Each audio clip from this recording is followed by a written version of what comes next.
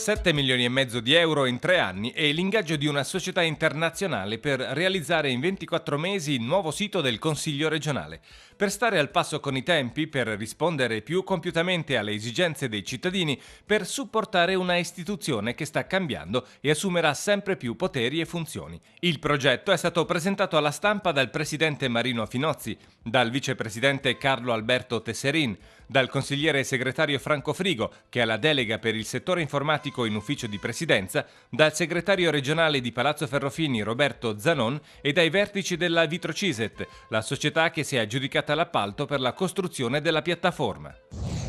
C'è una domanda continua di informazione da parte dei cittadini e da parte delle istituzioni ed era necessario aggiornare completamente la casa logistica informatica. La disponibilità a rapportarsi via web con il Consiglio Veneto è peraltro bene suffragata dal continuo aumento di visitatori, passati dai 170.000 del 2006 ai quasi 700.000 del 2008, per un totale di 3 milioni e mezzo di pagine consultate.